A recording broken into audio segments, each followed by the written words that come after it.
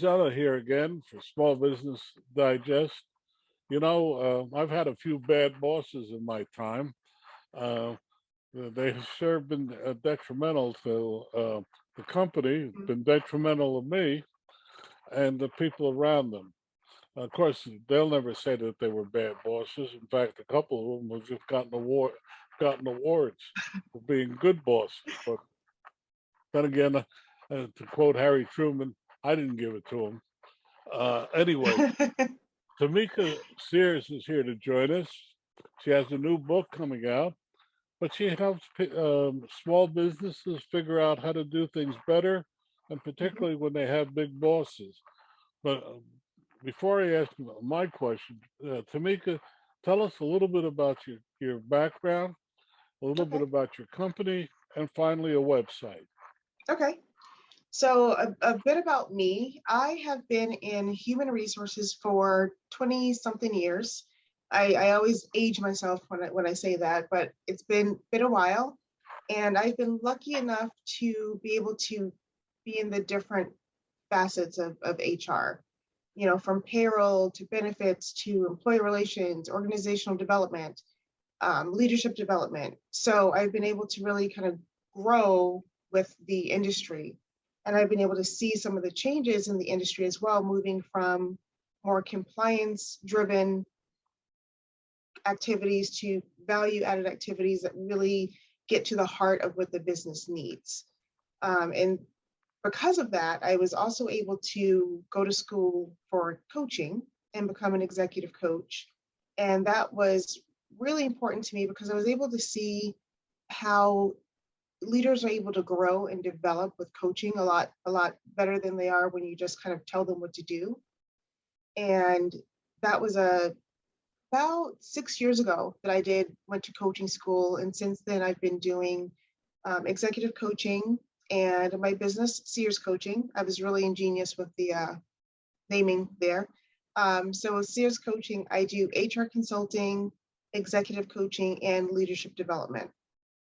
We also do a lot with DEI as part of leadership development and helping companies grow, but we do it a little bit differently. We focus a lot on inclusion and helping people understand how to celebrate differences rather than kind of going in, with a hammer over the head saying, you have to hit this number, your goal should be this. We kind of try to make it more ingrained within the fabric of organizations because people want to be included. Doesn't matter who you are. Everyone wants to feel like they belong when they go to work.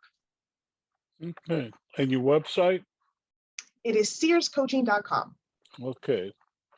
Well, I guess you have a book coming out.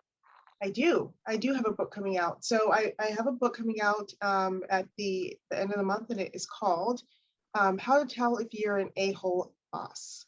And the Okay. reason I wrote that is because, like you said at the beginning, there have been a lot of people who have had career stagnation, frustration, mental health issues because they have a bad boss.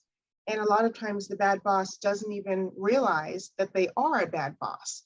It's something that they think that they're doing great. And because they are who they are, the employees absolutely aren't going to say to them, you're a horrible person and a horrible boss. So I wrote this in a style that it's stories, kind of collectively leaders that I've had, leaders that I've coached, um, kind of fictionalized. So it's like one person in the story isn't necessarily one person. It doesn't necessarily correlate. So any of my bosses out there, if you read it, if you think it's you, it probably is, but it's also an amalgamation of others. Um, and it's about different leadership behaviors. Like if your employees are consistently calling in sick, your employees consistently just like turn off the video and ignore you when you're on Zoom. You're always being dragged down to HR because of problems. So I wrote it in a way so that people can read it and kind of see themselves in that and understand how their behavior may be impacting others. And then there's some tips and some things to do to help change that behavior and become a better manager. Hmm. Okay. Now we get into the heart of this thing. You know, you know, um, uh, I, in a small company, how do you tell the owner? that he's an a-hole. Well, that's one of the reasons why I like doing consulting rather than being internal HR. When you are internal HR, you're beholden to that person for your paycheck, right? Like every 2 weeks, you're reminded, I cannot tell that person really how I feel because they can ruin my livelihood.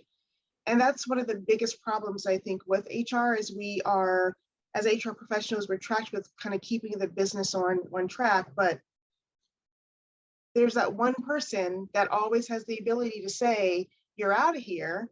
And if that one person is the one causing the most problems, what are you going to do? So the last company that I was at was a startup, and it was like that. And the boss, CEO, founder was incredibly awful. One of the worst people I've ever met in my life. And I just quit. And not everyone has the resources to just say, you know what, I'm out of here. And so that's one of the reasons why I wrote this, so that people can, I have some people who are anonymously giving this book to people. They're anonymously sending it to bosses that they have now or prior bosses to try to get their leader, their boss to kind of understand that they have some problems that they need to work on. When you're in HR, very difficult to tell that very top person, you're a horrible person, you need to make some changes, this is why people are leaving, because then sometimes they walk you out. You have to have a nice kind of cushion to be comfortable enough to do that. Yeah. Uh, when I read your book about a month ago, I ran into someone who I worked with at Bell Labs many years ago, and over 30. And all he could talk about is what I did to one manager who was really terrible. And he always looked at his fingernails when he talked to you. Hmm. So I told him, well, if he looked at his fingernails one more time, I would break each of his fingers. Okay, and he never looked at him again in front of me. But I could do that, but other people can't. So, Right. can you give us ways someone can hint to bosses that they're bad? So one of the things that I tell people to do all the time is to make it sound like they've just found out this new thing called a leadership 360. Oh my gosh, I just found out that people do leadership 360s. We should bring this into our company. This would be awesome for us to do so we can get feedback and learn and grow. And they kind of sell it in a way that they want it for themselves, but really they want it for their boss. And so they get to do a leadership 360, and people are able to really tell that leader anonymously how they feel. And a lot of times it does help the leader kind of figure out, oh, maybe I am the problem. It's sometimes really that beacon of self-awareness that they needed. It's really difficult for people to hint around it, but also it's harmful to keep it bottled up, because then like you did, you just kind of explode and say, I'm going to break your fingers, and not everyone can do that without being arrested. Well, well, I thought he couldn't fire me, but anyway, it's a true story. I had forgotten it until he had brought it up 30 years later. He still remembered, but um, it's uh, it's funny. Obviously, people like that can't do that. But you bring up such a great topic. Bad bosses can ruin companies, Mhm. and it's such an important part. But why don't people like that recognize that they're bad bosses? Well, a lot of times people don't understand that they're a bad boss because they are emulating behavior that they have seen. So the way that they were trained to be, the way that their boss was, the way that they kind of grew up in the company, they're acting that way because that's the way that other people acted. And I will say, 30 years ago, you probably could act that way and get a different response. But if you act that way now, people are going to be disengaged, they're going to quit, or they're going to stay at work and give you as little, productivity as they possibly can. So I think that a lot of times people just haven't really kind of caught up with the times. And then there are the people who just honestly have no idea how what they do impacts other people. Hmm. Well, could you give us a couple examples of what a bad boss is? Oh yeah, absolutely. So a bad boss is someone who says, "Oh yeah, come to me with any questions." And then when you go to them with a question, they're like, "I'm too busy to answer that. Why are you here right now?" And we see that a lot in HR. You know, people will onboard and they think they have this great boss, and turns out the boss is just saying what they feel that they should say, and they're not actually doing the actions. A bad boss is someone who will play favorites. Someone who is like, oh, okay, I'm going to pick this person to do this project because this is my pet, this is a person that I like, without getting to know the other people in the team and without knowing what their strengths are. A bad boss is someone who doesn't care about people. They're not empathetic. You know, recently someone was telling me about a boss that they had that fired them after they took some time off because they had a parent die, and then a few months later they had a sister die. So they needed to take some time off, and rather than grant them the time off, they were fired. Hmm. Well, uh, but what about bosses? No one ever rose in an organization without a rabbi or two. But what? But is a boss that favors one or two people um, a bad boss? I think it really depends on what they do with that favoritism. So you can have someone that you have an affinity for, but as long as you don't give that person special treatment, as long as you are, you know, paying attention to the other people around you and on your team, that's I mean, it's kind of human nature, right? But you have to fight against the favoritism, and you have to be very cognizant, and you have to make sure that you're not showing that favoritism. For example, if you have someone on your team that you're like, that person is, they're going places, that is going to be like our next CEO. It's great to nurture that person. It's great to get that person a mentor, but don't do it at the detriment of the other people on your team. Don't do it for that person, but then not nurture any of the strengths of the other people on the team. But how could you not be detrimental to the other people? You have four people starting out exactly the same, let's say product manager, just to Yep. use an example. Yet you decide person A is good enough that eventually he might even be president, and you start favoring him. You're in effect uh, discriminating against the other three.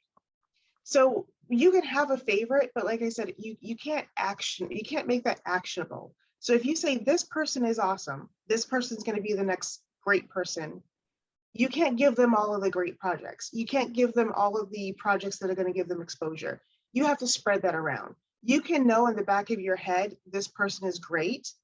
And quite honestly, some of those other people are going to self select out. They won't self select out if you don't give them an option, though. They're just going to be pissed off at you with, you know, every reason to be. But if you say, hey guys, this is the opportunity, who wants it? And both your favorite and another person says yes, don't always give it to your favorite. You got to give it to the other person. You have to give other people time to shine and time to grow. In my 30 years inside of corporations, I've never seen it happen that way. That's the way that it should happen. There are a lot of shoulds in this world, but what is actually happening? I'm, Right. I mean, I don't mean to be argumentative, but you're speaking about the perfect world, and in my experience, perfect worlds suffer from being from reality. I Right. can use that sometime. Uh, but it's just human nature. I mean, um, that I have four people, and I Mhm. decide that Bob or Jane is going to be my is a person that's going to really rise. Right. whatever I do, I'm going to make him or her, whichever, um, the one that I turn the best projects to, that I bring to the golf outing, that I make do a presentation.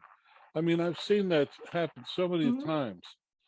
In Yeah, and that's what I said. You have to fight against that. One of the things that I love about, but you know, wait a second, why? because it's the wrong thing to do to decide that this person is going to be great and make that happen, because you could be very wrong. This person may not be the greatest person on your team. It's just the person that you personally like the best. Yes, but oftentimes, and particularly in corporations, that's the way it works. I mean, Mhm. I've seen some real a-holes Yeah, rise up in the yeah, organization. I yeah, mean, because someone took an interest in them. yes, Hmm. and all of a sudden, I mean, I can't mention it on air, but in the companies I've worked for, and I've worked for some of the biggest ones in the media field, it was clearly evident. Yeah, Um, uh, yeah. So can you imagine if that person had someone saying to them, "Hey, I need you to be really cognizant of this.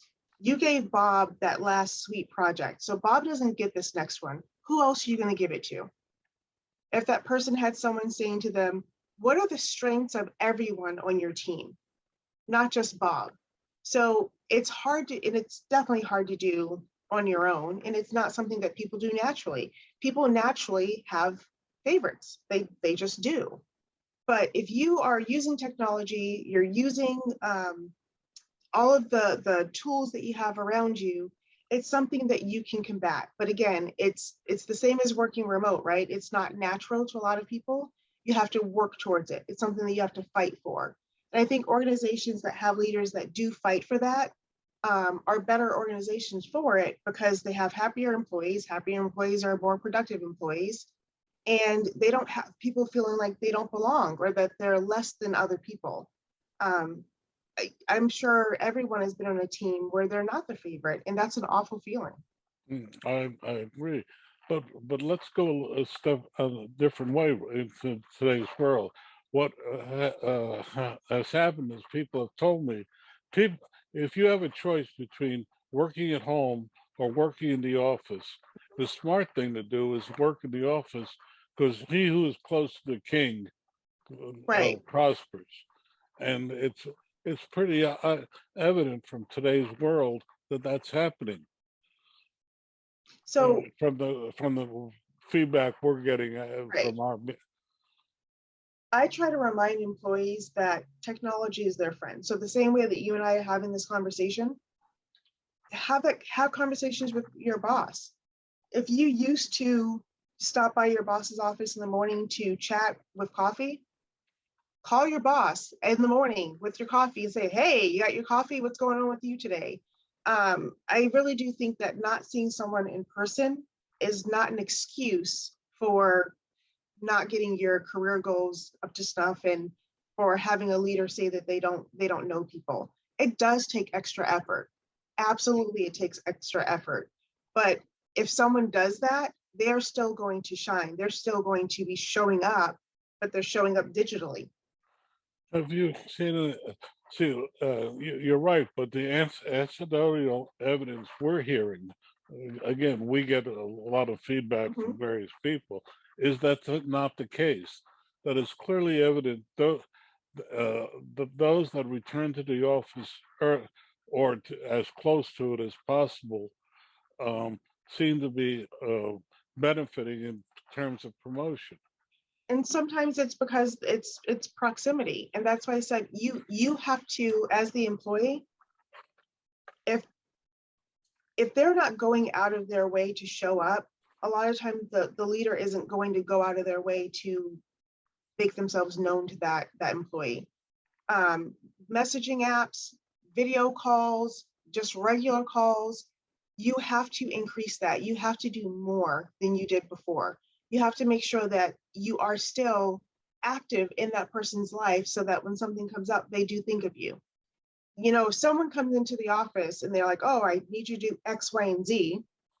And then 5 minutes later, you video call them and you have a great conversation. They're going to think of you for that project. So again, it's a matter of staying active.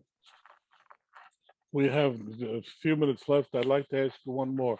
What about a boss who doesn't back up its people, his or her people? Yeah, that's a huge problem, and that does happen a lot. And it's sad because a lot of times people want to do their best. They want to do the best for the organization. And if they have a boss that doesn't give them credit or doesn't back them up or, blames things on them, they're probably losing good people. And that's one that's sometimes really hard to pinpoint because unless people are talking about it in exit interviews, it's not something that normally comes up. So that's one of the reasons why I say it's really important to do stay interviews as well and talk to some of those top performers, because typically a top performer will be a little bit more honest with you because they're like, I'm doing great. Were you going to fire me? So they'll be they'll be a little bit more honest with you, and that is some of the ways that you find out some of that information about leaders that are not doing the right things, that are sometimes really hidden. Before we go further, your book again and how people can reach you?